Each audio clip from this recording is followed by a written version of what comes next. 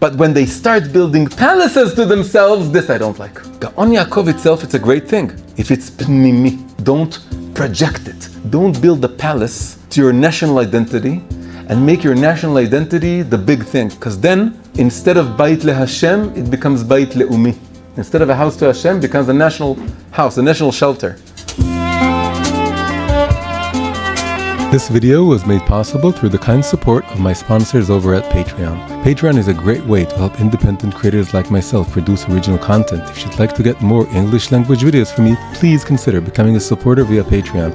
You can find the link in the description below. Thank you very much. Happy Gimel Tamuz. So happy to be here. Gimel Tamuz is a very holy day. It's the day in which we all try to reconnect with our Rebbe. We don't experience him as we did before, but we know that he's very much with us. And we see with every passing year that what he set in motion is far, far bigger than what one mortal life can contain. It's only growing and accelerating.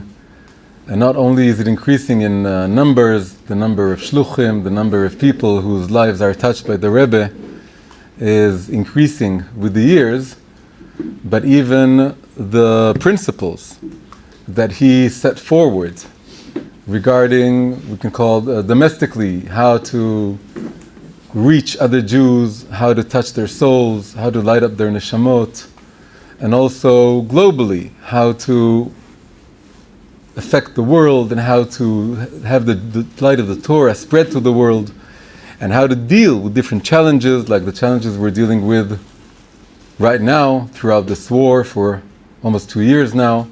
We see that all the principles that he laid out, that he insisted on, are becoming more and more evidently true.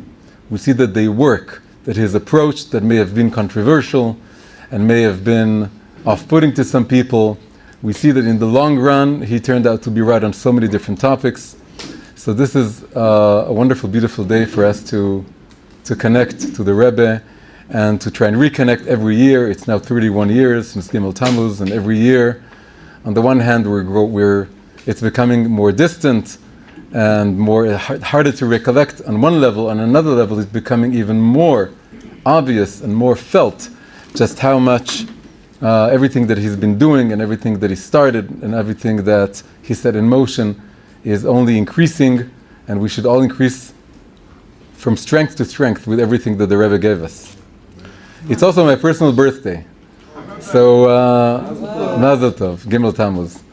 So I didn't have much choice when going to the Baal Tshuva world, which way I would go. It was pretty much set up for me, and I wasn't asked, but that's the way it should have been, Baruch Hashem. I was exactly 20 when the original Gimel Tamuz took place, and so now you know how much I'm old now, how old I am now, and so Baruch Hashem. So for me, it's also a very personal connection. I feel that although I never met the Rebbe, I never had a yechidus I never got $1 from the Rebbe, I never had any encounter, I missed my chance.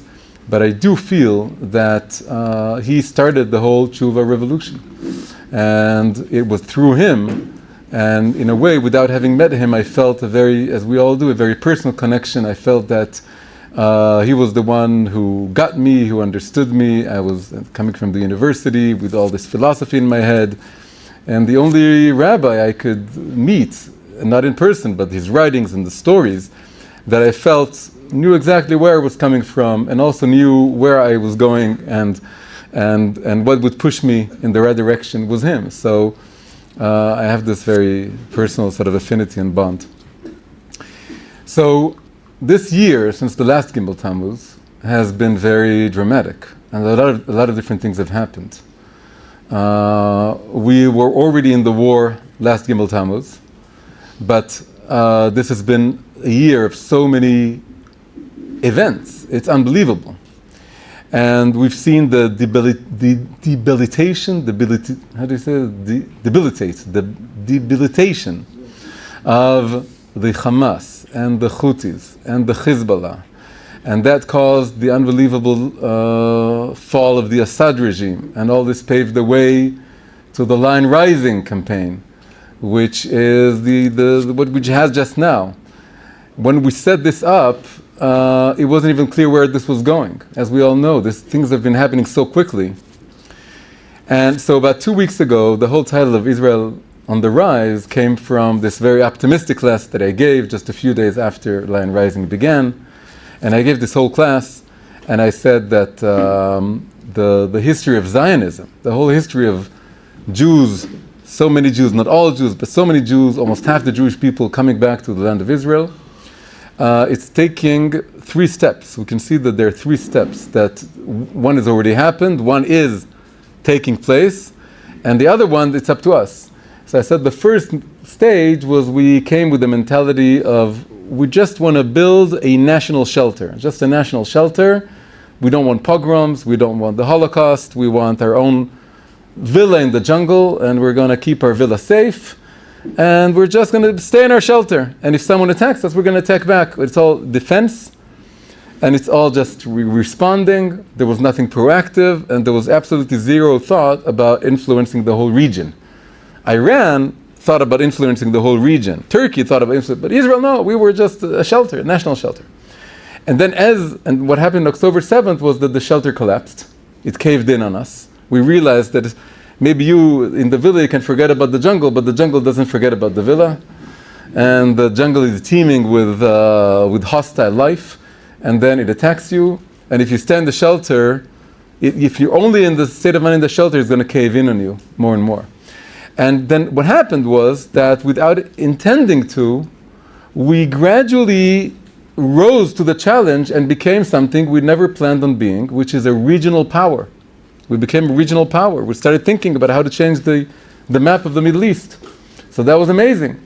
And I said, okay, so this is amazing. We become a regional power. That's much more, it's not yet our goal. It's not the dream of Jews ever since we became Jews or received the Torah to become a regional power, but it's much better than being an individual stuck in a national shelter and just thinking about surviving. It's a very katnut mochin. It's a very narrow mindset to think about just being in a shelter. So we became a regional power, and I said if we're going to continue on the same path and movement, we realized this could pave the way for what we were really meant to be all along, and what we were running away from back in the Galut, and also back in the early stages of Zionism. It was all just about being a national shelter, and that is to be a global lighthouse. A global lighthouse, that's what we were meant to be. Ki mitzion tetzeh Torah, udvar Hashem Yerushalayim. Torah has to spread from Tzion. That's the true essence, holy root of Tzionut. It has to be mitzion tetzeh Torah. But if we run away from this, and if we make Tzionut a replacement for Yahadut, then we forget our goal. We're stuck in our shelter. Then the shelter caves in. We're forced to be a regional power. But if we continue with this, we realize it's not about power. It's not. We're willing to use power, but we have to be this global lighthouse. But then, all of a sudden, and I was very optimistic that we're going to now topple the regime in Iran, and then we're going to liberate the Iranians, and we're going to think even more. And then we're going to start thinking about maybe spreading the light of Torah, the light of spirituality, the light of God to the Middle East, to be a global lighthouse. But then all of a sudden came this guy, Donald Trump, pulled the brakes, and stopped the whole thing short. It was so off-putting, so weird, so disorienting. And one day, we were all supposed to say that, and he declared even peace. He said, it's peace now, we have a peace, we have a ceasefire, and it's not just a ceasefire, it's a peace. And then, like everything was put on halt. It was very like a screeching to a halt, in a very weird way. And of course, we all know nothing ended. Nothing ends like this. You don't end things this way. And one of the biggest questions we had, well, what would the Rebbe say? What would the Rebbe say? What would the Rebbe say about Rising Lion? He would say, great, finally you're listening to me. You're being proactive. You're operating according to the principle of a kam leorgecha, shkem leorgo. If someone rises to kill you, you have to rise earlier and get there first and make sure he doesn't do it. You don't have to actually kill him, you just have to be willing to fight. And he would have said, great. But then the Rebbe would have said, Here, we got a little confused as to who's the teacher and who's the student. Is Donald Trump calling the shots? The Rebbe's stance was always that we need to make it very clear to even the strongest nation that this is taking the longer path. The shorter but then longer path. He took a shortcut to peace. He wanted to declare, his vision is to be a peacemaker, which is a good thing. We too want to be peacemakers, but if you do it too soon, too fast, too quickly, too superficially, you pay the price. And we should have stood up and said, no, we have to finish the job. And so it looks like that this is what the Rebbe would have said.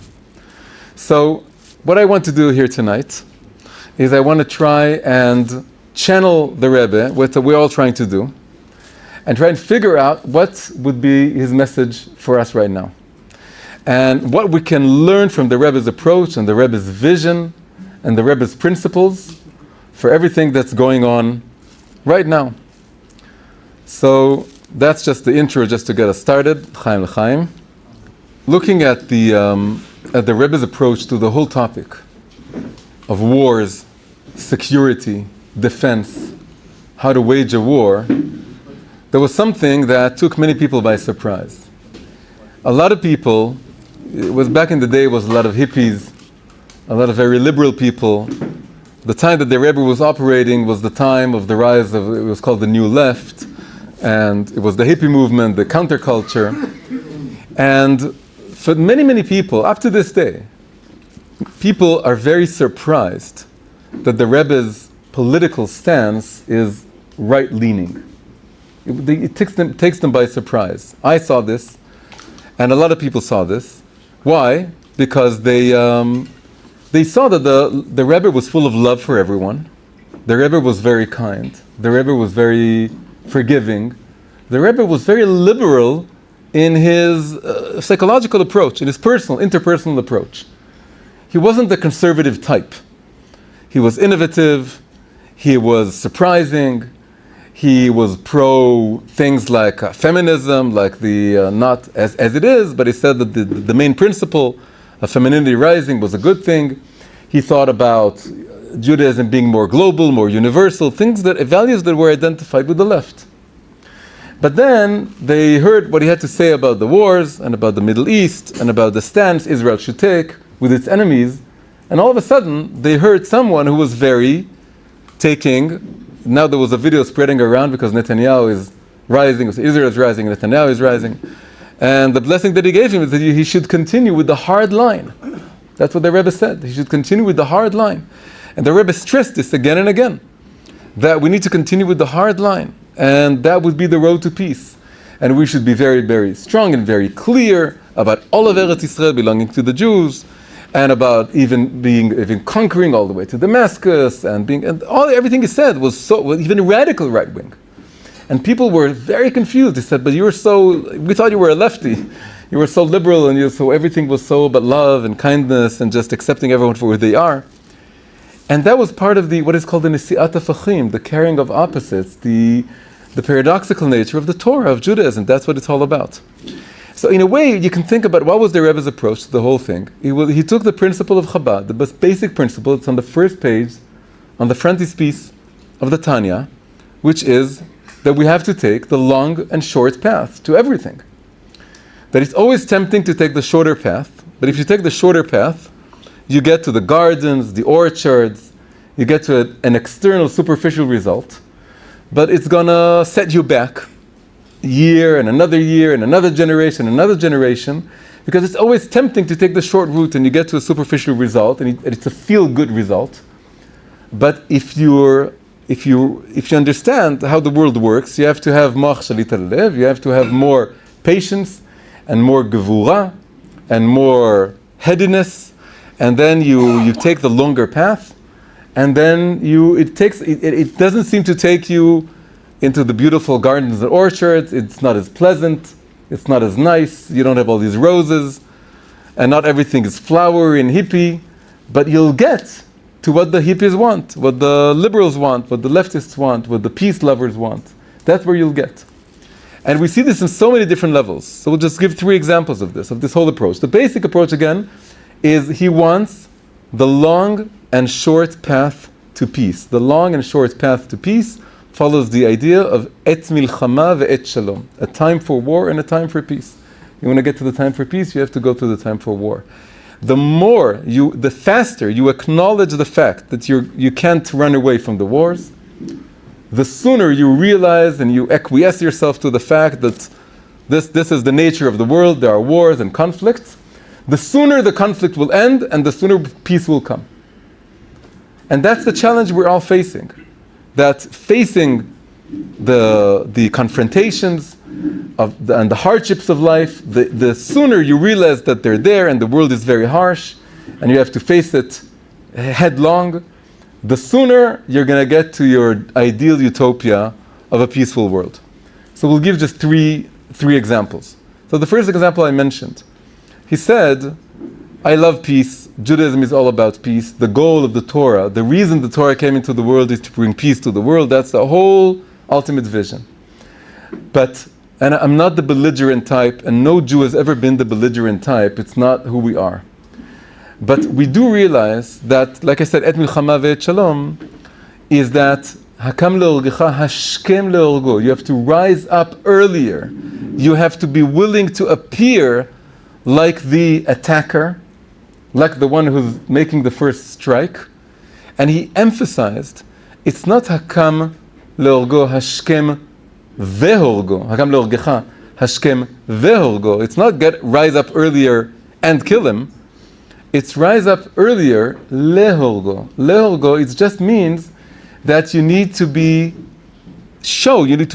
it very clear to him that you're going to attack him if he attacks you, and you're willing and you're doing what you need, and that creates deterrence, and so that's on the most basic level. It's just having this approach of having the military force and realizing that the best defense is offense, and although you're not offensive by nature, but you realize that in order to truly be defensive, we call the army the Israel Defense Forces, in order to be truly defensive, you have to also be offensive. Not because you like to offend people, not you like to be on the offensive, but because that's what's needed. The next principle that he said that's very similar, that's again a longer path, is he said, there's all this anti-Semitism in the world. The world hates us. The world says we're colonizers and we're this oppressive ideology, Zionism, and we're taking rights from other people, and we're this foreign element in the Middle East and all this. And he said, no, it's the opposite. It's you have to have, in order, you would think, the obvious way to go, you would think, is to show that you're willing to compromise, and you're willing to say, you're right, I'm going to go in a much more peacenik way, in a peace offering way. I'm willing to compromise, and I'm willing to say there's truth on both sides, and all this. And he said, no, you have to have Gaon Yaakov, which is a term that he used very often. Gaon Yaakov is basically the origin of the term Jewish pride. He said, if you stand tall and proud, and you, what people call today, speak your truth, and you have this Jewish pride, and people were afraid of pride, so all the Musar books, all the, even the Chassidus books, always tell us that pride is a bad thing. But he said, no, that's personal pride. But Gaon Yaakov is national pride, and that's a good thing to have. It's not personal, it's not an ego thing. And if you stand tall and clear and loud, and you say that you have a right to the land, and that you are on the right side, and he says ultimately it's going to impress the other nations, and it's going to work. It's a longer path. It's a longer path because it's not pleasant sounding. It doesn't play with the atmosphere, with the spirit of the times. The spirit of the times is all about being cooperative and being compromising and being pluralistic. And he said, no, if you have this pride, maybe people are going to be, it's going to be off-putting at the beginning, but then they're going to be very impressed by this, and it's going to work in the long run. You have to insist and stick to the cause, and go with all the way, and it's going to work. And then finally, the final example is maybe the strangest and the weirdest one. Again, we see again and again that it's the only thing that proves itself. He said, people are asking, what is your right to the land? You weren't here for 2,000 years. You disappeared. All of a sudden you come. Why? Because you were here 2,000 years ago, you had some kingdom. Who remembers you? The Palestinians have been here before. Other nations, this place has switched hands, transferred from hand to hand so many times. Why should it belong to you? And then we're coming with all kinds of answers and all kinds of excuses. But then the Rebbe said that the best answer is the irrational answer, the religious answer, the even mystical answer. He says the Bible says that this land belongs to us. It's the first Rashi on Bereshit. Birtzono netala, because God willed it, He took it from other nations, and because He willed it, He gave it to us, and then He took it from us and He gave it to others, but now He took it from them and He gave it to us. And it's such a weird argument. In fact, it's not an argument at all. It's the opposite of an argument. In a modern rational age, you would think that the simplest path, the straight path, is to give a rational argument and an explanation, something that convinces people, that approaches them. And he said, no, people are not so rational. People are far more religious than you think. For the Arabs, it is an argument. And for the Christians too. It's only for the academics and the people who pretend that everything is so rational. But Christians, America, deep down, is Christian. Even Europe, who is the more atheistic and more modern, it's 200 years of modernization sitting on 2,000 years of religion. And their religion is Bible-based. And that argument, which again is not an argument, it's like a proof from the writings, that is going to work and convince people and work in your favor far more than anything else. This is taking the longer path to peace, to prosperity, by saying you have to say it, and the more you run away from this, and the more you try and hide the fact that this is the true reason you came to this land and not to some other land and not anywhere else, and this has been your dream for 2,000 years, and it's based on this divine promise, and the more you're willing to bring God into the modern political discourse, again, the long path, because every political advisor would tell you the last thing you need to do is mention God in your speeches, because then people are going to think you're cuckoo, you're crazy, and nobody's going to elect you. And what the Rebbe said is, no, the other way around, because then they'll suspect that you're not being fully honest with them, and they're not going to respect you, and they're not going to feel that you're speaking the truth. And the sooner you pull that rabbit out of the hat, and the sooner you pull the religious card, they're going to say, oh, okay, so this is the story. And then maybe some academics and some the more modernist types will say that, oh, so now the cat is out of the bag. We know that he's crazy. It's all this religious fanatic thing. But the Rebbe said, yeah, but then it's going to be for the best, because that's the real answer. There's no other answer that's as good. It's not just about being more moral or having the kingdom of David here or that we offered the Arabs peace, and because then you can turn that around. You can have arguments in the other way around. You have to say it very clear. It's even difficult for me because I'm also one of the rational types. But the more I'm aging, and the more I realize that he was absolutely right in this. And this again is taking the longer and shorter path. So the first thing we need to learn is that this is the main message that the Rebbe gave us, which is also good now. Now we see this because Trump, as much as he was willing to bring his army into the picture and to bomb those nuclear facilities and to back us up and to be with us all the way, which is amazing, but he did at the very end, which doesn't seem like to be another trick, with a lot of tricks. Now it doesn't seem like to be a trick, seems like to be the real thing, is making the mistake that the Rebbe warned against. Which means that our job, whoever listens, I don't know who listens, but whoever listens, it's our job. That's what the Rebbe, I think, would have said, is he would have said, Trump, we honor you, we like you, but you're making a big, big mistake here, and you have to listen to the older, wiser religion who's been there before America, before Christianity, before everything else, and it's telling you that this is going to lead to, and now it's happening now, because now the regime hasn't been toppled, And in fact, we see this even in the way what was the goal of the Rising Lion campaign, of the whole attack, the whole mission? We can see that everything was flipped. The mission was, we want to get rid of their nuclear capabilities and their ballistic missile capabilities, and then Netanyahu said, hopefully a side result, and a positive side result would be that the regime is toppled. We're hoping, we're pushing, we're going to bomb their TV station, we're going to bomb the prison where all the political dissenters are hidden, and we're going to try, but it's not our goal to topple the regime. That's almost like saying that there are commandments from the Torah is not to kill Amalek, it's just to disarm Amalek. That's the goal we have. You don't need to kill, why kill Amalek? Just take away the sword, and it'll be okay. And we know that Shaul, that was the biggest mistake that he made. He thought we took away their power. We don't have to kill their king. We don't have to topple the regime. We don't have to crush the head of the snake. We just have to, they're weak now. They've surrendered. But the Torah is clearer. The Torah is saying you don't disarm Amalek. You have to kill Amalek. Killing Amalek means you have to topple the regime. So the whole thing should have been the other way around. The main mission should not have been to take away their nuclear capabilities, their ballistic capabilities, because that's just the sword.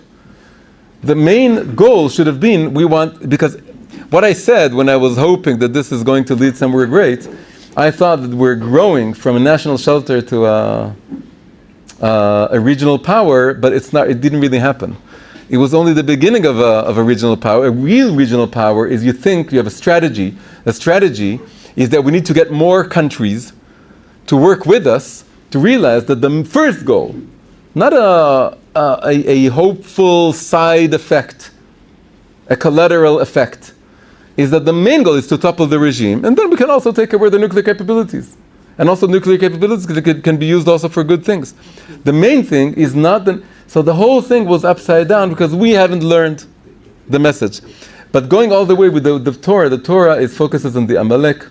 Shaul had to kill the Agag and he paid the price, and it moved to David. So I thought we were evolving from Shaul to David. It turns out we're still in the Shaul state, which means we still need David HaMelech, the spirit of David HaMelech, to really go forward into the regional power stage. So, l'chaim. So we mentioned, when I spoke about the long, short path, we mentioned one of the things the Rebbe said is Gaon Yaakov. So it's interesting to go deeper into this notion of Gaon Yaakov. I said it's very tricky. On the one hand, we know that we know it as a positive term. Right? Gaon Yaakov, Jewish pride. We shouldn't be ashamed of who we are.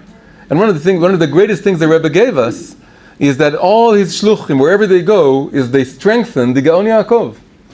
The feeling that you shouldn't be ashamed of your Jewishness, you shouldn't hide it, you shouldn't pretend that you're being modern, that you're going with the spirit of the times, you shouldn't be afraid or ashamed of all the Jewish symbols, like having a kippah and having the beard and having the tefillin, and observing the Shabbat, and having Gaon Yaakov, the pride of Yaakov. But it turns out that if you look at all the appearances of these two terms, of these two words, this one term, Gaon Yaakov, it's not so simple. And in fact, this really reflects some intuition that a lot of people have, again more maybe from the left side, is that Gaon, pride, Ga'ava, is not such a good term. Being pride is being maybe condescending, maybe looking down on other people, maybe thinking you're the best, you're the chosen people. So the thing is, it's so simple to say Gaon Yaakov.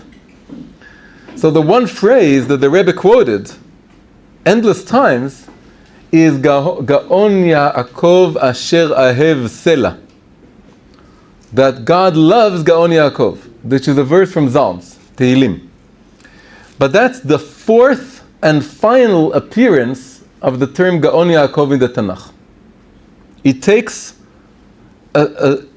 a while to get to this very positive verse. Gaon Yaakov appears 4 times, 2 times in Amos, which is not an easy book to read. It's a book that has prophecies that rebuke us. And then the 3rd time is in Nahum, which is much nicer. Nachum is Nechama. It's also Menachem, the name of the Rebbe. It has to do with consoling. And it gets better. And then the final one is Tehillim, which is the best. What is this idea? There's a ladder here.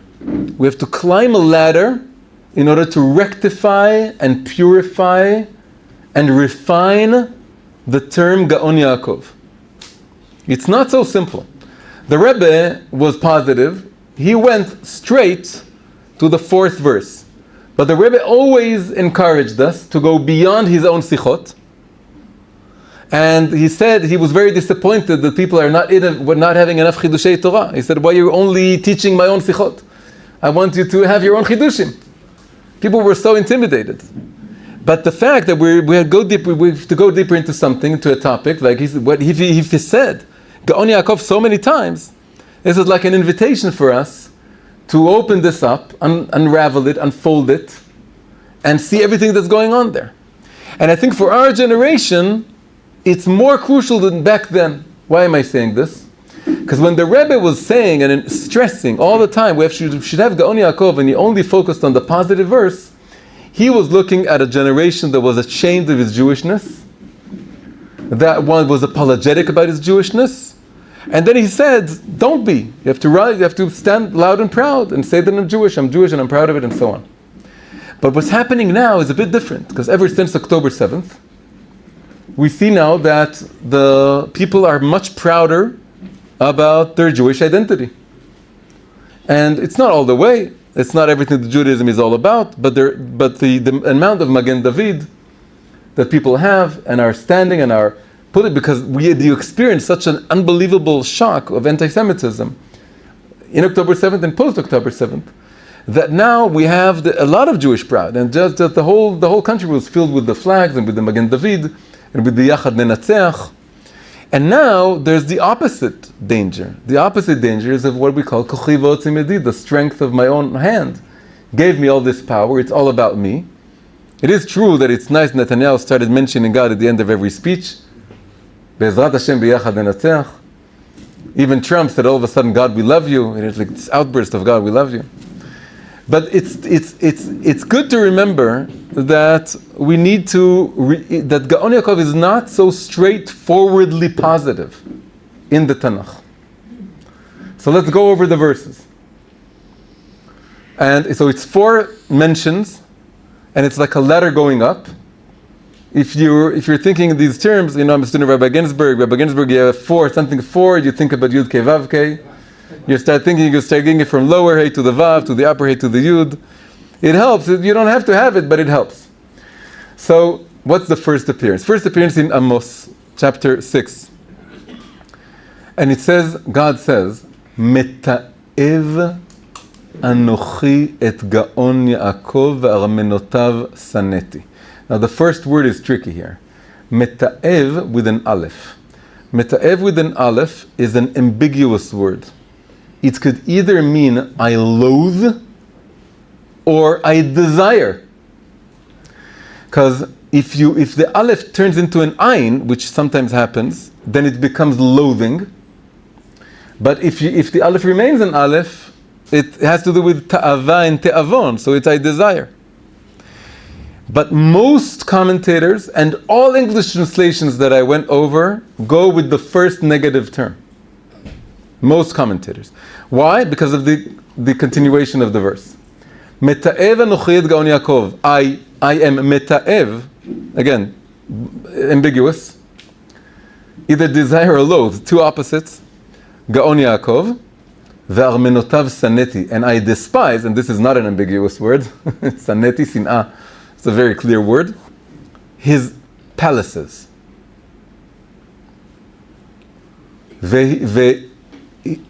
Vehizgarti iru meloah, and therefore I will deliver up the city of Yerushalayim and everything that it contains to its enemies. It's a very negative verse, that's for sure. And the palaces are despised, that's for sure. It's just unclear if Gaon Yaakov is good or bad here. So again, most Mefarshim, including Rashi, says it happens to have Aleph, but really you should think it's Ayin, which is Te'uv. Te'uv is extreme loathing, like the word To'eva. Meta'ev anochi, I loathe Gaon Yaakov, and I despise his palaces. And therefore, I'm going to allow Yerushalayim to be conquered and taken over, and everything in it will be taken captive. Horrible, terrible verse. The first appearance of Gaon Yaakov, if you go with, again, the more common, most commentators, most translations to English and to other languages use this, because that's the Rav Steinsaltz, he has a pshat, he's always going with a pshat, he also said this. Meta'ev here, he just happened to take the aleph instead of the ayin, but it's I despise. Gaon Yaakov can be a terrible thing.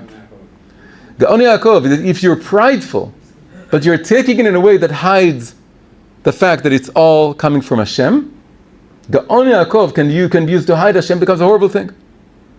But there is another reading which makes it possible to rectify.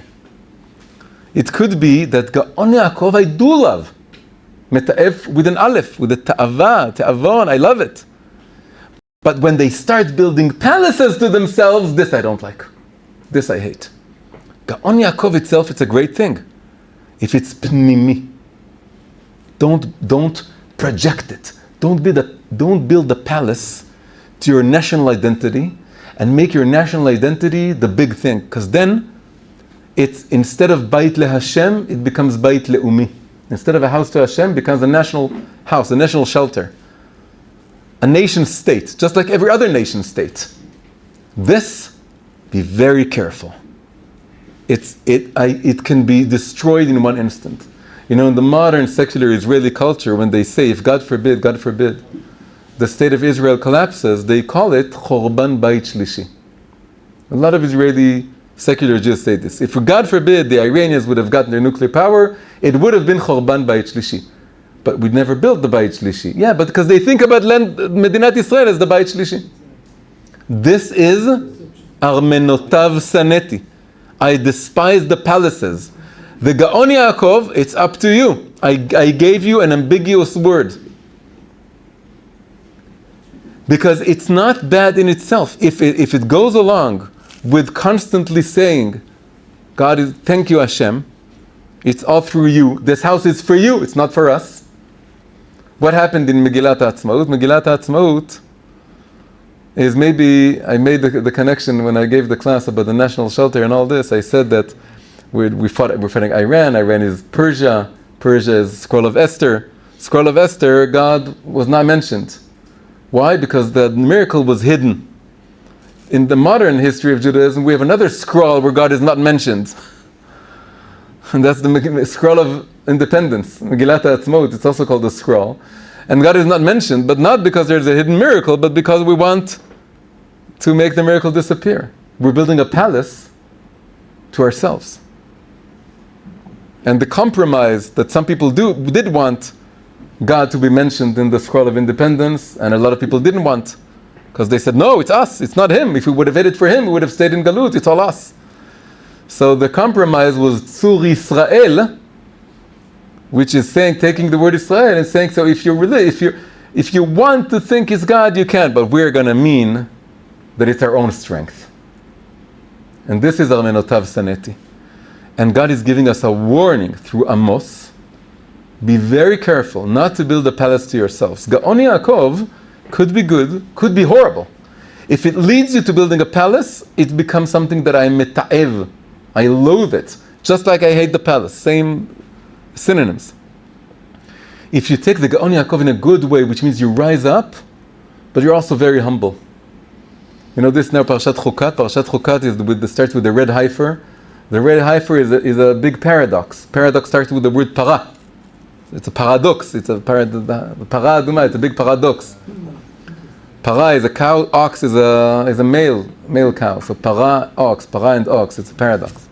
Never mind. So what is the paradox? The paradox is that it can defile you or it can purify you at the same time. At the same time, you use it to purify someone, but then it defiles you. And the Baal Shem Tov's famous explanation is that what is the para aduma? It's pride. It's ga'ava. Maybe para is the root for the English word pride. Para is big and it's red and it has this presence. So he says, when you are defiled means you feel like you're dead, right? Because defilement, tum'ah, starts with a dead body, and then the defilement extends from that onwards. Avi avot tum'ah, the father of father, the parent of parent of tum'ah is being dead. So psychologically, it means if you're totally depressed and you're totally down, ga'ava lifts you up, it purifies you.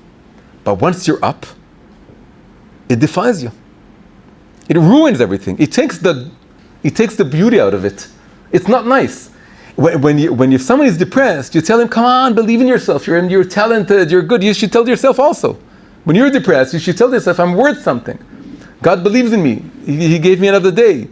And I'm better than this. And I can get up and I can do meaningful things. And the pride of the para aduma purifies you. But then once you're up and you start saying, oh, look at me, look what I did. Look how big I am, look what I've achieved. And then it defiles you, the same pride.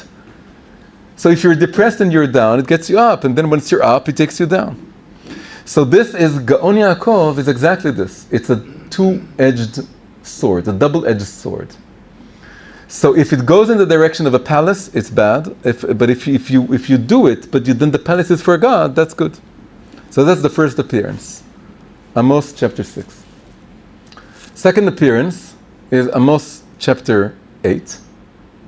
Here it's more subtle. God says, it says, Vayishava Hashem begaon Yaakov. What is he nishba? He's nishba that he swears that he's never going to forget our sins, and we're going to pay the price for them. But what's going on here? Once again, it's a very negative verse, and it's rebuking, and it's one of those prophecies that tell us that we have misbehaved. But this time, God is swearing in Gaon Yaakov, because Gaon Yaakov has become a positive term in a negative verse. In the first verse was also God swearing, because the full verse before he says Meta'ev Anochi is God is swearing in His own name that He is Meta'ev Gaon Yaakov and despiting the palaces. But what is He swearing on? He's swearing on His own name.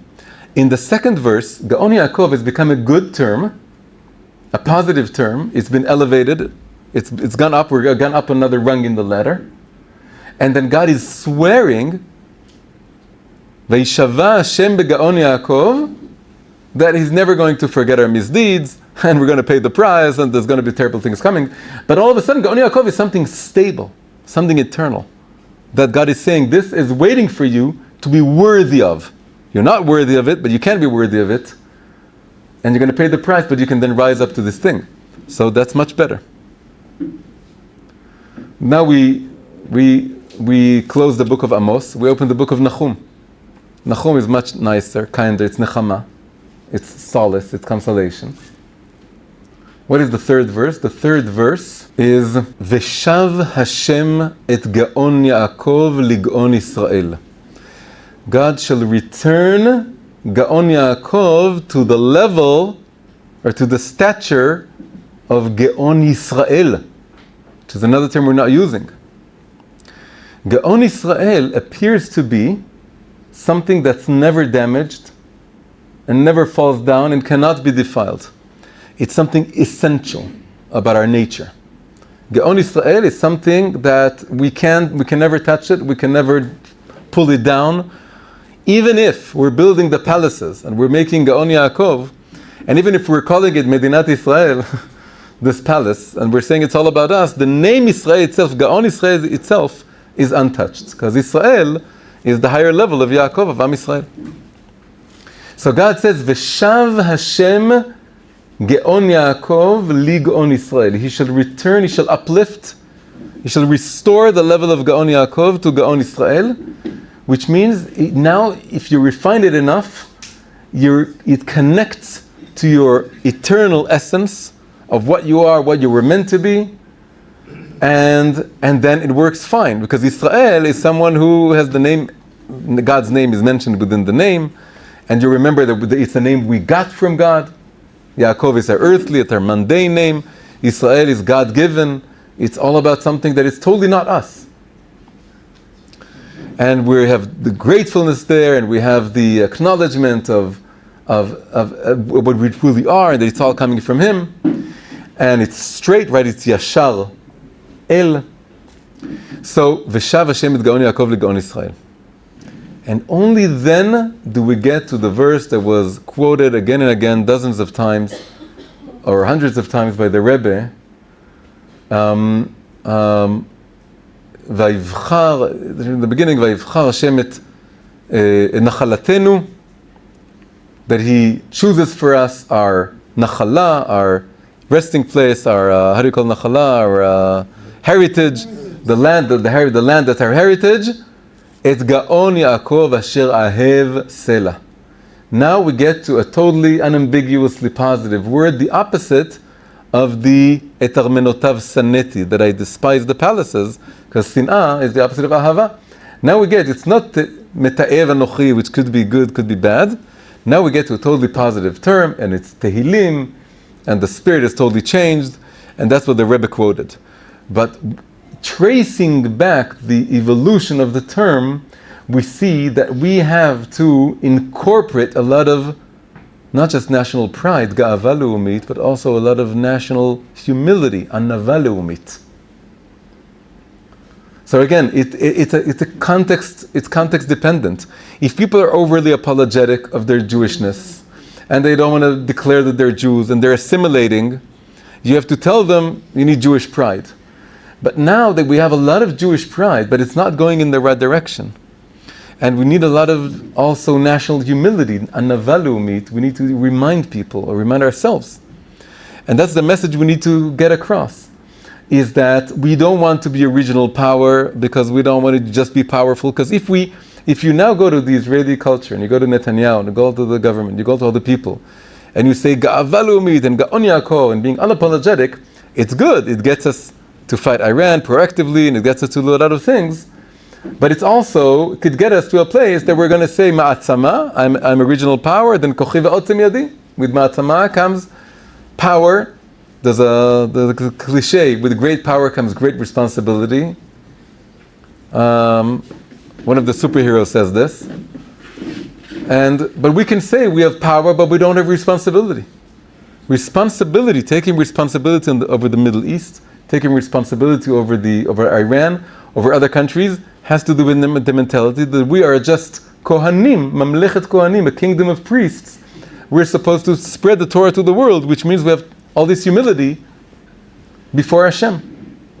So Gaon Yaakov is something to be refined. We need to make it loud and clear, but we also need to, as we're saying it, as we're selling it, as we're explaining it to people, to explain, don't think Gaon Yaakov is like the national pride that we know from maybe other countries and other groups, that it's all about them. For us, Gaon Yaakov is that we want to rise up to the stance that we can be a channel to something called Gaon Israel, which is not our name. It's a God-given name. It's something that has to do with God's light, God's power, God's vision. So, the ladder of Gaon Yaakov, may we rise up to the challenge of Gaon Yaakov, and truly merit to be able to say it and to mean it, and it'll be incorporated, the strength with the weakness, the strength with the ga'ava, with the anava, the national pride with the national humility. Amen. Chaim lechaim. The name of the operation against Iran in Hebrew was Am Kelavi. In English it was called Rising Lion. It's coming from not this parsha but the next parsha, Balak. In the second time that Balaam tries to curse us, comes with the intention of cursing us, but then God takes his curse and turns it into a blessing. One of the things he says is Am kelavi yakum v'cha'ari yitnaseh. A people shall arise like a lion, and the word used for lion here is lavi. V'cha'ari, and like a lion, but there's another word now, it's ari, yitnaseh, shall be lifted up. He also mentions the same two words in the third time. The third time he tries to curse us, and it comes out as a blessing, he says, Kara shachav kelavi uche'aryeh mi yakimenu. He crouched and lay down like a lavi, and as an aryeh, as in a lion, again, second word for lion, who can raise him up? Who can lift him up once he's settled down?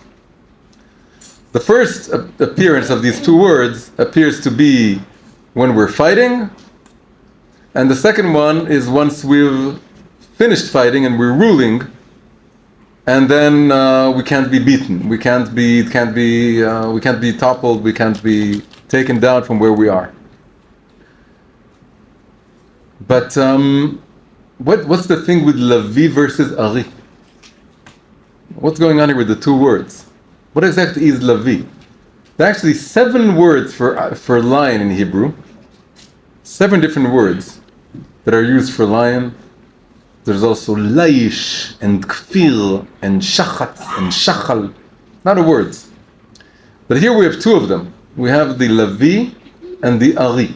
Now Ari, obviously, Aryeh, is the main word, the most common word. That's the word that every child learns. Aryeh. And also in the Mishnah, we're told to be Gibor Ka'ari. We have to be as heroic, as mighty as a lion. And the lion is the king of all the animals. And his mane appears like a big crown, something that's very majestic. So that's the word Aryeh. But what is Levi? So it's very interesting. Levi'ah, as we all know, is a lioness. But Levi'ah is a feminine word. Levi'ah is the female lion, the lioness. What is a Levi? What does that mean? So the best way to translate it into English is that Levi is a male lioness. That's what the word means. You don't think about it so much, but that's what it means. You take a feminine word, Levi'ah, which everyone knows, and every kid knows, there's an Aryeh and a Levi'ah. What's the name of the wife of the Aryeh? It's the Levi'ah. And then you also realize that she's much more of a fighter, and he's a bit lazy, and she's far more, it changes everything you think about who's the weaker sex, who's the stronger sex, because he's weaker. But then a Levi is a male lioness. What in the world is that? 21st century. So you can see how you can go confused. How you can take this in a lot of very confusing directions. But of course, the fact that we're confused about this in our generation, that a lot of people all over the world have become so utterly confused about things that are supposed to be simple, in Kabbalah it has a lot of roots. Kabbalah keeps playing with the male and female all over the place. It tells us that very holy people who are male had feminine souls, unabashedly. No one is thinking people will get confused by this. No one is thinking people will do all kinds of weird surgeries. Kabbalah is very open about the fact that emotionally, psychologically, spiritually, the whole gender thing is far, far more complex than the biological binary. On the biological level, it's binary. All the confusion begins when you start messing with the biological. But if you don't mess with the biological, and it's obvious for everyone that you don't mess with the biological, and the biological is very objective and very real and very obvious, and it's God-given, and it says, Kol ma'aseh bereshit letzivionam nivreu. When it says at the end of Maaseh Bereshit, that Veichulu hashamayim va'aretz v'chol tzeva'am, that the heavens and the earth were completed and all their hosts. Then the Va'am, their hosts, is very close, very similar to the Hebrew word tzivion. Tzivion means your shape, your form, all the details about you. And the idea is that everything in creation, because it's the end of Friday, it's the end of creation, everything, every fish, every bird, every human being, was created exactly the way it was supposed to be created. There are no accidents and no flaws. And even the flaws are not flaws. It's all part of the plan. And your soul agreed and wanted and chose to be born in this time of history and to these parents and exactly your DNA, every detail about your DNA, and all the more so your chromosomes, you chose before you were born. So there's no question. Once this becomes unquestionable, the psychological, spiritual thing can be very, very complex and nuanced and complicated. And you can have men who have more female souls and women who have more male souls, and it's okay, totally okay. Where every individual is very different. And the soul is like a mosaic in Kabbalah. The soul is like a mosaic. Every soul is a different mosaic of different. So what is a male lioness? A male lioness is basically telling, it's a message to the Jewish people. The Zohar says, just like we know about the Levi'ah in nature, the Zohar says that the Aryeh is very takif, very strong. But the Levi'ah is even more takif. The Levi is more takif. The Levi means it starts feminine, but then it becomes masculine in some way. What does this mean? Basically, this is telling us, when we are in Galut, we are more feminine. When we have power in Eretz Yisrael, we have a kingdom. Once you rule, you have a kingdom, you have a king, you're in a masculine stance. You go to Galut, you become like the diminishment of the moon. Gimel Tamuz, before it was our Gimel Tamuz, was the day that Joshua stopped the sun and the moon. Joshua himself was the moon that is feminine in relation to Moshe. But then, once he came to Eretz Yisrael, he had the challenge of transforming from a moon to a sun. Because Moshe now passed away. And if he would remain the moon of Moshe, who gives this pale light, pale reflection of Moshe, he wouldn't be able to conquer the land. To conquer the land, you need to be a hero, you need to have strength, you need to be like a sun, and you need to think about your enemies as the moon. So he needs to evolve to rise from a moon to a sun, from feminine to masculine. The idea that in both blessings that we got from Bil'am, we start as a Levi and we become an Ari, means that we can get to the point of the Ari only if we go through the stage of the Levi. Levi is the midpoint, the mean, the intermediate stage between a Levi'ah, which is feminine in the sense of being dominated by other males, because males are dominant on the surface of life and in reality and history. And this is like being the moon in exile. But now coming into our, rising into our stature and into who we were meant to be, Am ke'lavi yakum, and only then ke'ari itnasa. Only then can you be lifted up as an aryeh. You first have to be a Levi, which means you start with what is feminine here? What does the moon mean here? It means acknowledging that the power is not your own. Because women don't have the same physical strength as men, they're very strong, but they don't have the same physical strength. So they know it's embedded, it's engraved in their being that they're not going to win by physical force. For men, it's more confusing. They think maybe if I speak the loudest, and if I'm the strongest man in the room, I'm going to get my way. And it's not true. That's not how it works in life. You have to be far more sophisticated, and you have to be far more grateful, and you have to constantly pray to Hashem and ask that He blesses whatever you're doing. For women, it's intuitive, because they know that they're not going to get their way with physical strength. So in order to transform from being in Galut to being in Geula, you can't just jump to being an Aryeh. You have to first be a Levi, which is semi-feminine, semi-masculine. It's the same with preceding the line of thought of Gaon Yaakov. If you take the shortcut, if you take the short path to Gaon Yaakov, it becomes your own might. You try to become an Aryeh before you're a Levi. It's all about saying it's my own power, and then everything is going to fall down. It's going to collapse. Your palace, which you thought was Beit Shlishi, is going to collapse on you. Only if Gaon Yaakov begins by having a lot of humility and a lot of understanding, it's not my own Ga'ava, it's Hashem's Ga'ava, I'm just a channel, just a conduit, I'm just a messenger. Then you're going to be worthy of a positive kind of Gaon Yaakov. Same here. You have to be a Levi, which is a kind of Levi'ah, and then you can become an Ari, which is something that rises further up.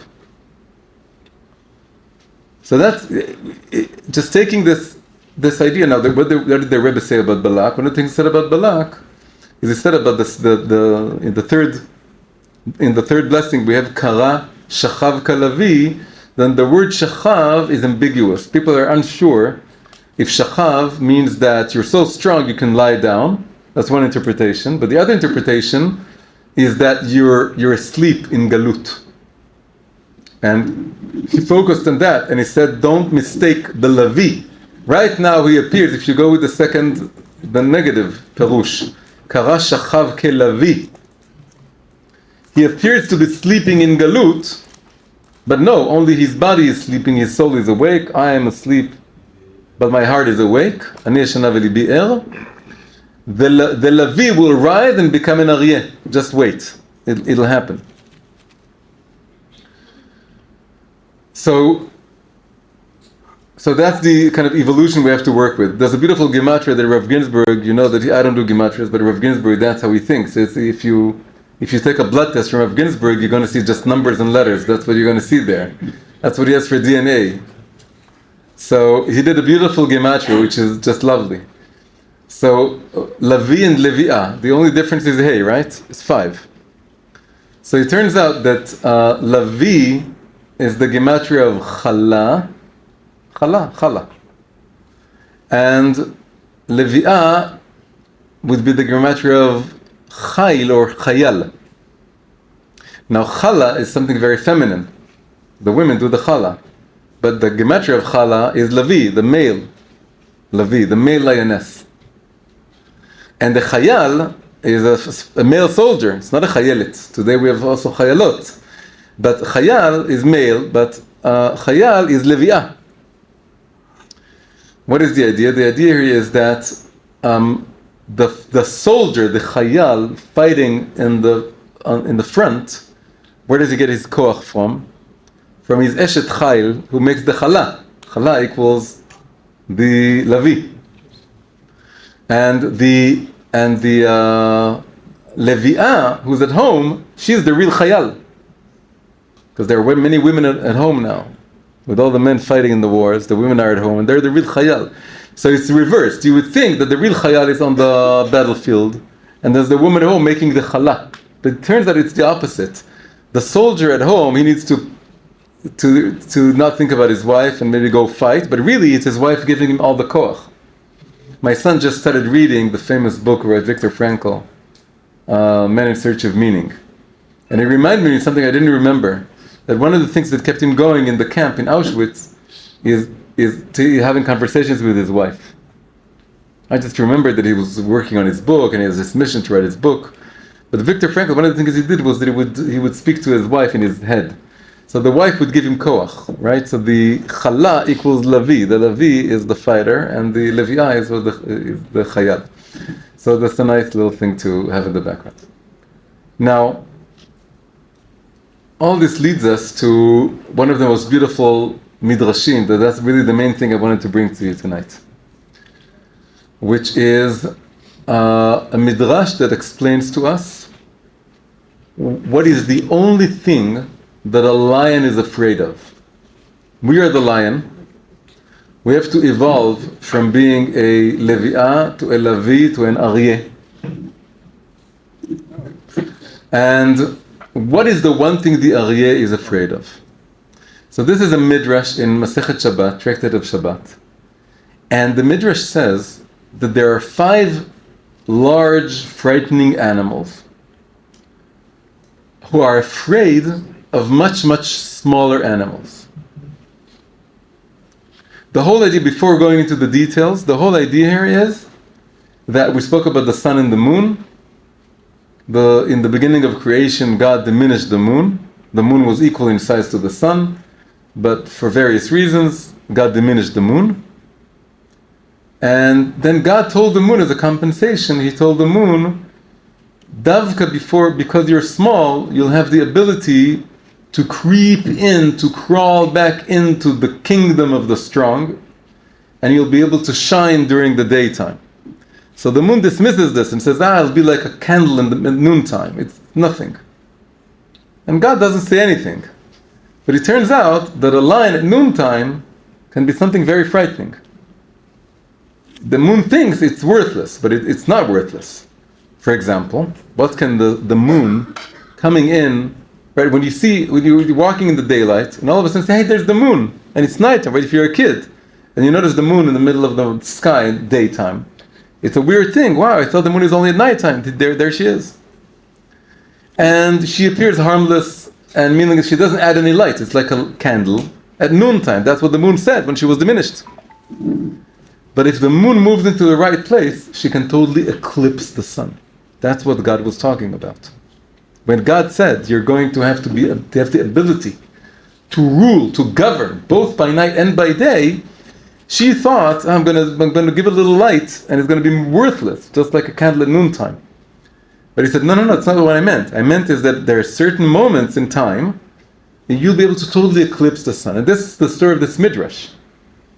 And we're going to see how this connects to Joshua and Gimel Tamuz and the Rebbe's message and our own challenge today. So what are the 5 animals that are afraid of smaller animals? So I'm just going to give the list and then the explanations. So the list is like this. The first animal is the lion, the king of animals. The lion, the description in the Gemara is Chamisha Eimothem. There are 5 dreads. There are 5 small animals that the big animals dread. What's going to happen when they come? But the sun is afraid of the moon. So the first is the lion. The lion is afraid of an animal no one has heard of, called the mafgia. Mafgia comes from lifgoa. Lifgoa is to damage, to hurt. What is this mafgia? We don't know yet. So the lion is afraid of this animal no one's heard of, called the mafgia. After that, we have the elephant. The elephant dreads the mosquito. Eimat yatush al hapil. Does the dread the mosquito casts upon the elephant? The elephant is terrified by the mosquito. After that, we have the scorpion. Who does the scorpion dread? The gecko. It's zikit. Eimata zikit ala akrav. The gecko, little gecko in the desert, that's what the scorpion is afraid of. After that, how much we have so far? We have the lion and the elephant and the scorpion. Now we have the eagle. The eagle dreads the swallow. Eimata snunit al hanishel. The little swallow, the eagle is terrified by the swallow. And finally we have the whale. The whale is terrified by a little tiny fish called kilvit. So what's the explanation? So Rashi gives the explanation. So I'm going to postpone the line to the end, because the line is the main idea. The line is different from all the others. So why is the elephant afraid of the mosquito? Because the mosquito can get in his trunk. And then, I don't know what happens. It's going to drive him crazy. It's going to the trunk. All his power is in the trunk. But it can actually do some damage in the trunk. Maybe then the elephant has a cold, and if you have seen maybe the bigger your nose is, the worse the cold is. Maybe you can die from your cold. I don't know. But the mosquito goes into your trunk, and it does something horrible there. Then you have the scorpion. The scorpion is the gecko. The gecko it must be a very big scorpion and a very small gecko, but the gecko can go into the scorpion's ear. That's what Rashi says. I don't know, ask Rashi. I'm just saying what Rashi says. The gecko can go into the scorpion's ear. Okay. The swallow can fly under the wings of the eagle, because the eagle is the highest flying. But then she can interfere she can mess with his wing, and then he won't be able to fly so beautifully anymore, so powerfully, and she can sabotage the wing somehow. So the small, again, it's like the moon coming, and it appears very small, insignificant, very pale, until you realize it can totally eclipse the sun. And then the final one is the kilvit, is a tiny little fish that also goes into the ear of the whale, apparently. The last 4 are real animals that can actually physically interfere with the massive Now we had this in Iran. I read this big Iran. It's like, I don't know, 50 times, 20 times bigger than Israel. Our population is 2 times. I think there's 20 million. We're 10 million. 72 times the land. And the population, and they have a lot of money, and they're an empire, they have proxies. But we were able to go in and build a drone base somewhere in the middle of the desert there. But the lion is a totally different story.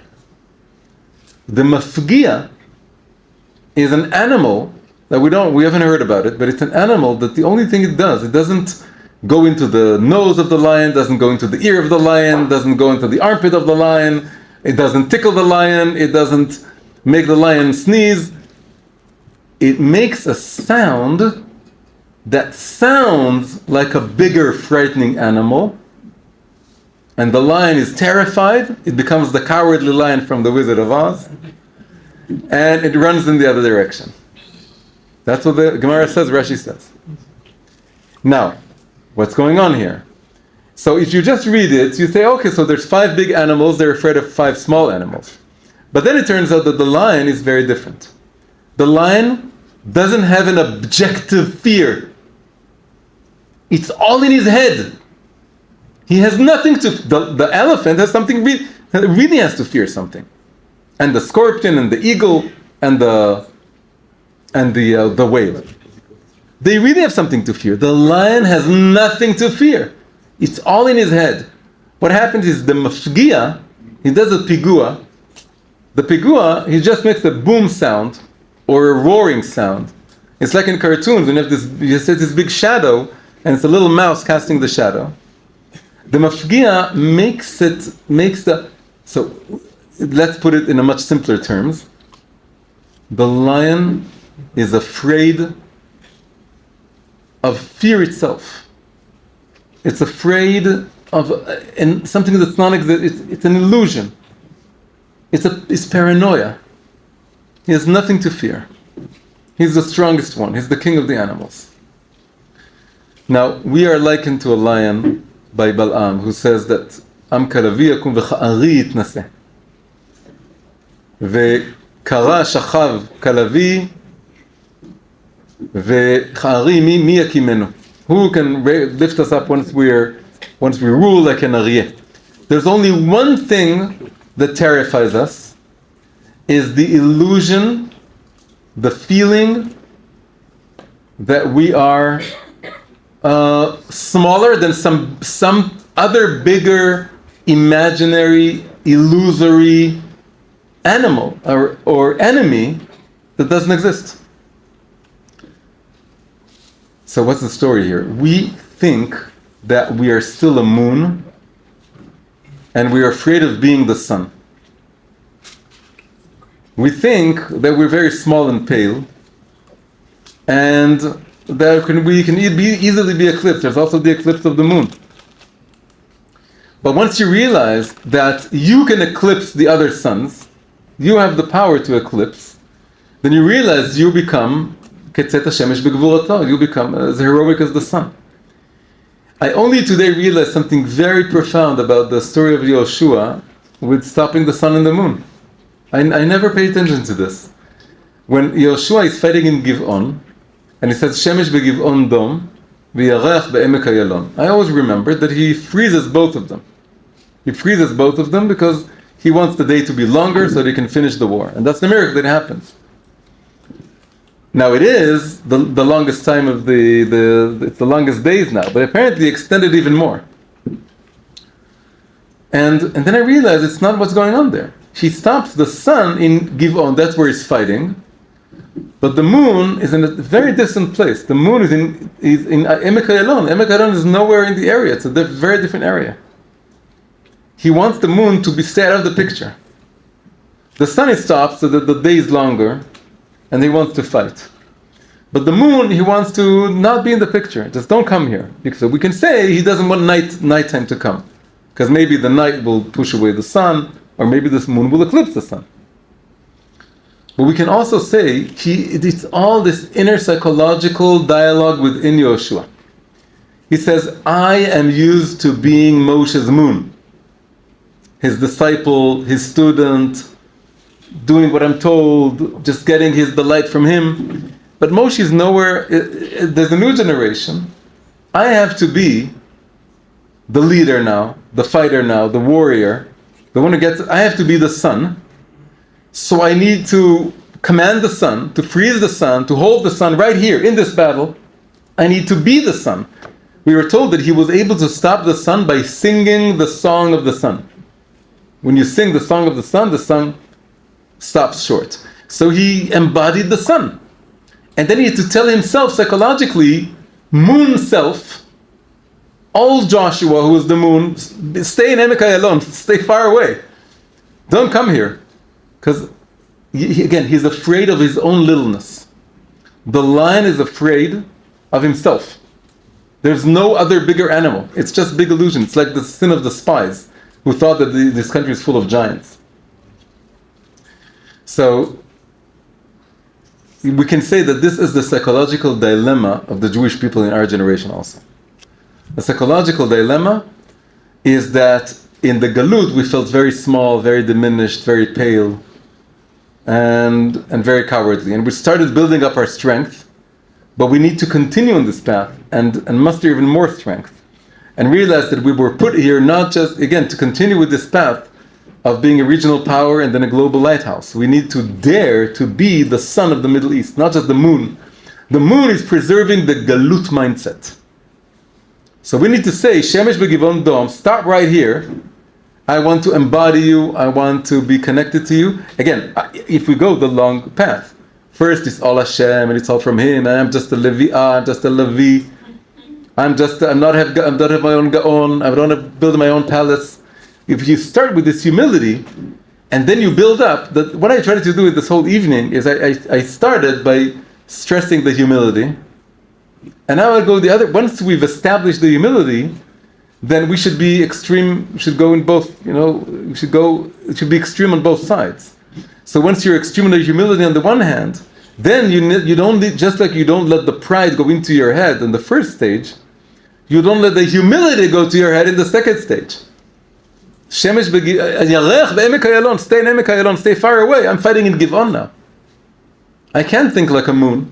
If I think like a moon, I'm saying I just want to get rid of their nuclear capabilities and maybe the regime will topple, maybe won't topple. It's not for me to decide. Who am I to decide what happens in other countries? Who am I to decide? Who am I to tell other people what's good for them, what's bad for them? Who are you? You're the sun, you're the lion.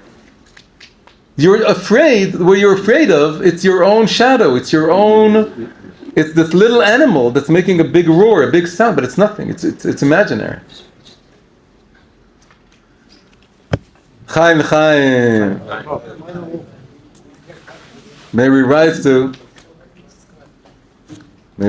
being a lion that's not afraid of the mafgia, of all the mefagim and the piguim. Yeah, I think that again, this is just to get back to the Rebbe's message, but to take the long and short path to the Rebbe's message.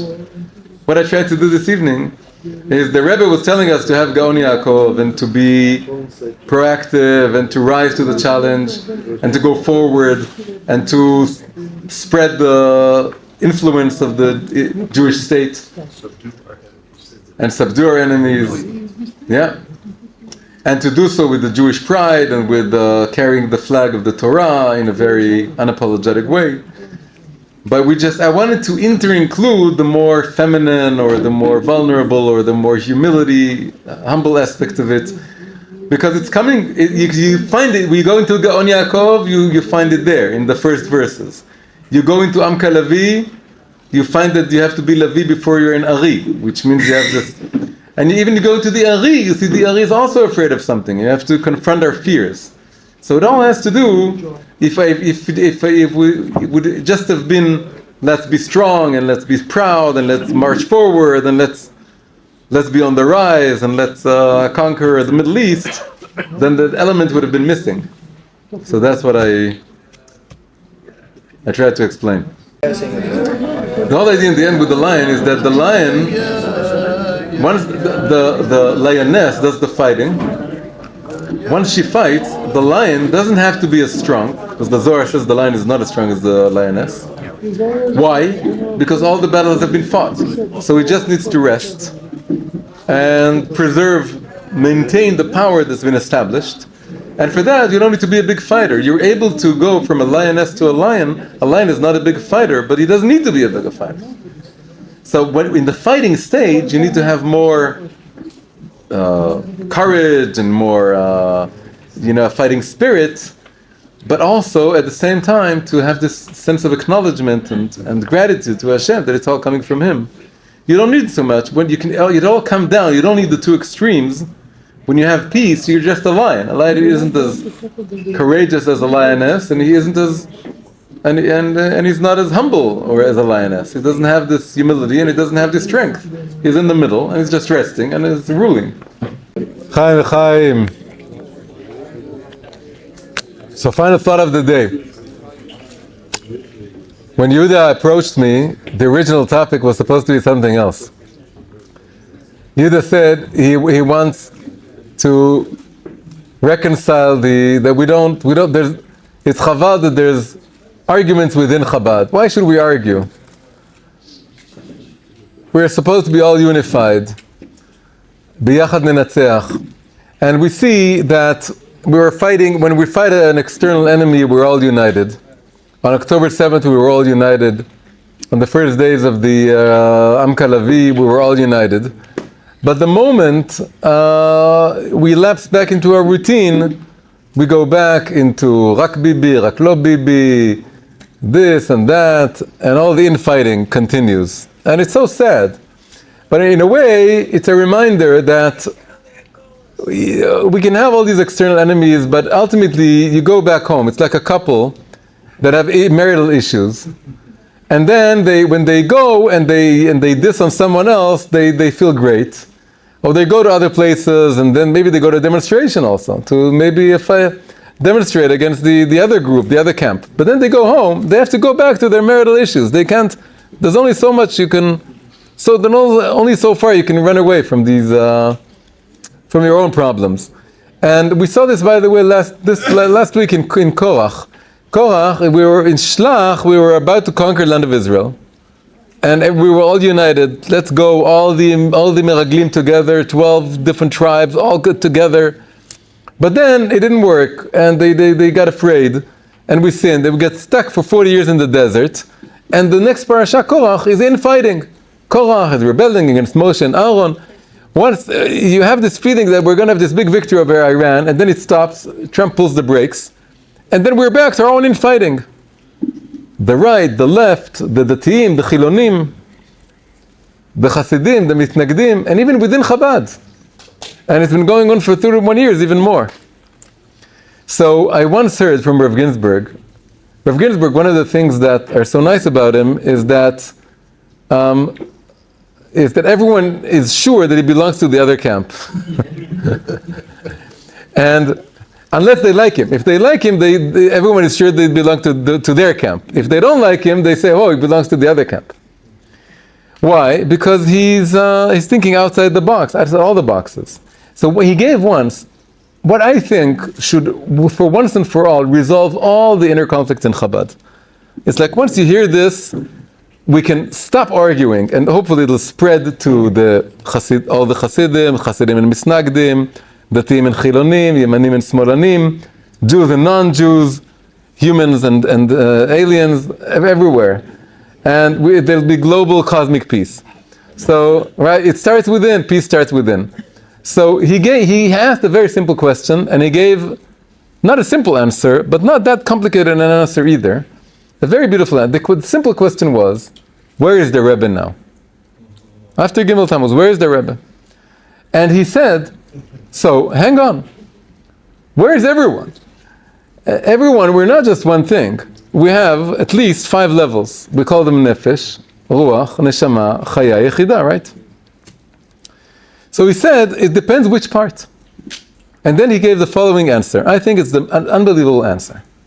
For me, it gave me peace of mind. And I really think, and maybe I'm being naive, maybe I'm being Tamim, I'm about to, I'm Tamim. Maybe we're all Tamimim here, so that's good. Tomchei Tmimim, where is Chabad? It's all about being Tomchei. You have to support group for Tmimut. Right? So I'm Tamim. I think if you hear this answer, everything is resolved, really. So the answer is this. Where is the nefesh of the Rebbe? Right? We're going to ask, we divide it into 5. Where's the Rebbe's nefesh? Where's the Rebbe's ruach? Where's the Rebbe's neshama? Where's the Rebbe's chaya? Where's the Rebbe's yechida? So the nefesh is always together with the body. That's how it is for everyone. The nefesh never leaves the body. Hadamu nefesh, it's the blood, it's the vitality within the physicality itself. It goes along with the body. It's nefesh, guf nefesh, it's together. So the nefesh is in Queens at the ohel where the body is resting.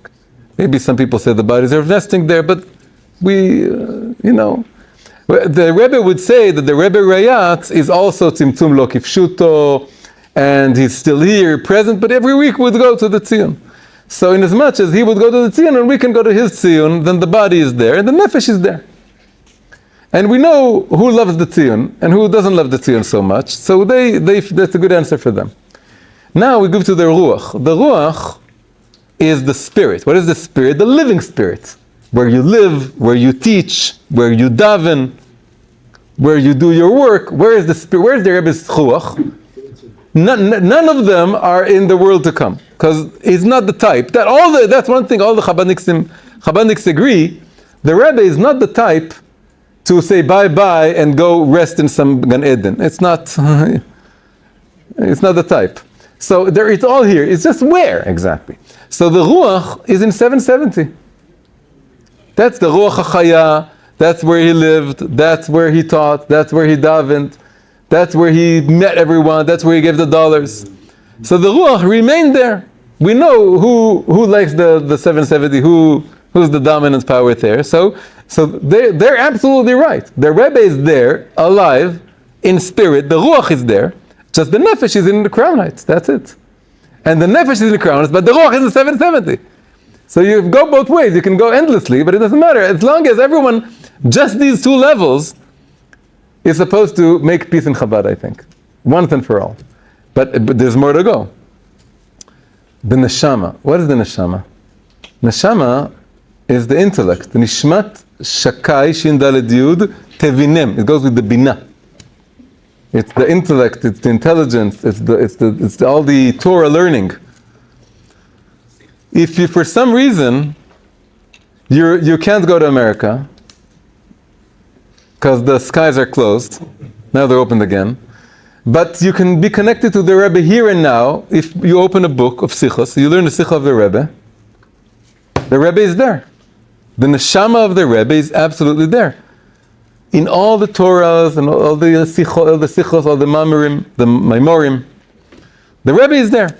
So the neshama of the Rebbe is where he puts all his chokhmah, all his tvuna, all his dat, all his Torah. He put in the Sichos and in the Maimorim, and this is where the neshama of the Rebbe is. Now, nefesh, ruach, neshama are called the kochot pnimiyim, right? It's what you can hold on to. You can go to a place. You can go to the ohel, you feel the nefesh. You go to 770, you feel the ruach.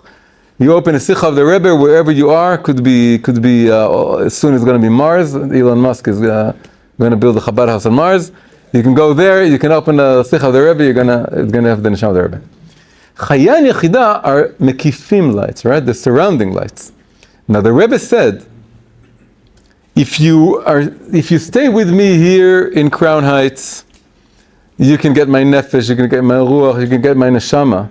But if you want to be connected to me on the level of the mekifim, get out of here. Be a shaliach somewhere.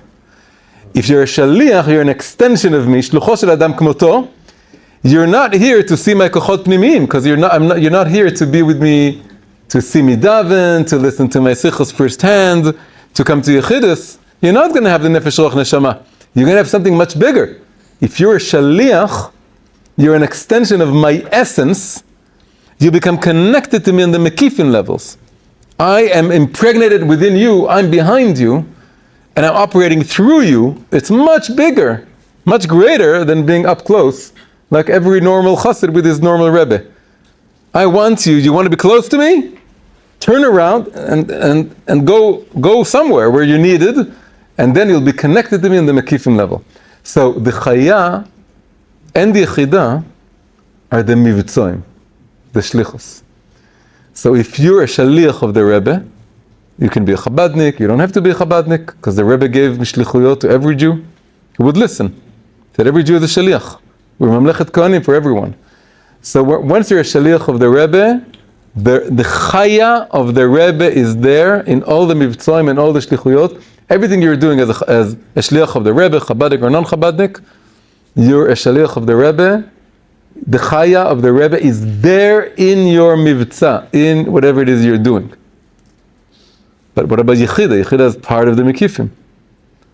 So Yechida is always very mysterious. It's not even nogea ve'eno nogea. It's something hidden. It's unknowable. It's unknowing. It's within rooms. That's what the Midrash says about Yechida. It's very subtle.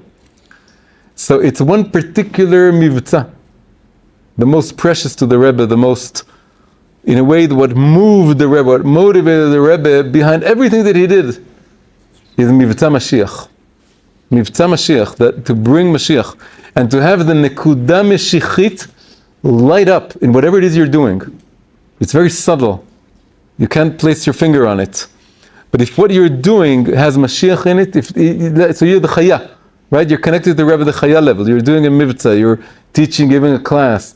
You're Jewish hospitality. Someone's coming to your Chabad, you're coming to your house. You give them, you learn with them, you sing with them. Whatever it is you do, you just give them gefilte fish.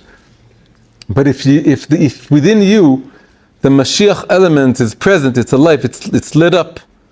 The Yechida is there. Then the Yechida of the Rebbe is there also. The Yechida of the Rebbe is wherever the messianic spark is awake. So in what he called mivtza Mashiach, which is, what is this mivtza? It's awareness of Mashiach. It's not even something you can...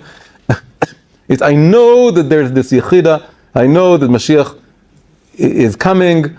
I believe it's this very, very profound, subtle, ineffable faith that we have. And if you're connected to that little thing, that precious, miraculous, inexplicable belief, faith in Mashiach, and you know that your own spark of Mashiach is alive, because each of us has the spark of Mashiach, then that's where the Yechida of the Rebbe is. Right? So the answers become more subtle as we go up, because that's the nature of the neshama.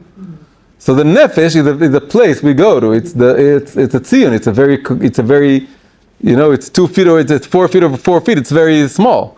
That's where the nefesh is. And then the neshama is a bigger place. It's the 770. It's crown heights. The ruach. And then the neshama, it's more subtle. It's the Torah. You learn the Torah, you're there. And then the chaya it's up to you. If you're doing a mivtza, if you're doing shlichus, it's there. And the yechida is even more up to you. It's how much is the messianic spark awake. So, just the first 2 levels, it's elu ve'elu divrei Elokim chayim for the 2 aspects of Chabad. Why have this fight? Elu ve'elu divrei Elokim chayim. Sometimes you go to places and you see how they talk about the other group. It's not Chabad, it's Chabad. God forbid, ma zeh hadavar hazeh. How do you even allow yourself to think that I'm the real Chabadnik, they're not the real Chabadnik, or the other way around? We're elu ve'elu divrei Elokim chayim. There's a famous thought parable that there was this German physicist, quantum physicist called Erwin Schrödinger. Erwin Schrödinger tried to explain a very weird quantum physics concept called superposition. Superposition is that according to the quantum equations, it's very mathematical, it's very weird. A particle can be in 2 states at one at the same time. So in order to make us imagine and to make it concrete just how weird it is, he says you can build a contraption that this particle is connected to an actual, let's say, like a vial of poison, or something that's lethal. And if it's in one position, then the vial breaks, and the poisonous gas starts dissipating, or not, it's spreading. And if it isn't, it doesn't break. And now you put this, you connect it to the poison, you put it in a box, you put a cat there. And so if you're thinking it's just on the quantum level, you say, oh, so the electron isn't both in this state as that. I don't know what it means. It's a weird equation anyway. So it's not just an equation. You can build a contraption, and you can have a cat. And if I'm telling you that the electron is in superposition, that means that the vial is both broken and not broken, and that means that the cat is both alive and dead at the same time. Now you're getting how weird it is? That's what he said, basically. It's called Schrödinger's cat. So we live in a quantum world. We live in a quantum world. We have Schrödinger's Rebbe. We have Schrodinger's cat. Schrodinger's Rebbe. He was a very cutting-edge Rebbe, so he's going on with the cutting-edge physics. And the cutting-edge physics means he can be both alive and dead. We're not afraid. We're Jews. We're used to Eved Chaim. You know, if you take the gematria of Gimel Tamuz, this is just crazy. Gimel Tamuz, so you have the word met there already, because Taf Mem is met. If you take all the other letters, you get Gimel and Bet, Gimel Tamuz. Gimel and then Bet, and then Vav and Zain, right? In the middle you have the Taf Mem, the Met. All the other letters together, add them up, what do you get? You get Chai. Gimel Tamuz is Met plus Chai. That's what it is, the date is. So, and it's very profound, it's very messianic, it's like the Yechida, it's there, it's not there. So the Yechida preceded the quantum physics. Yeah. Ve'arashut netuna, yeah. He didn't say Hakol Yadua. Yeah. Hakol Tzafui. Hashem saw you when he went to A box with B box. Yeah. Yeah. So it also goes with the Parah Aduma, who purifies and defiles at the same time.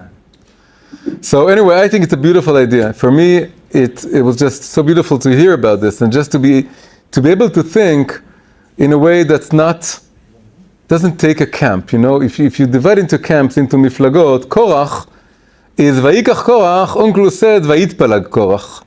He's making miflagot, and the Rebbe hated miflagot. And the fact that we ended up with miflagot in Chabad is a big shame. We shouldn't have any miflagot. And if one thing we can all agree is that the Rebbe would think it's a big waste of time to argue where the Rebbe is, where the Rebbe isn't.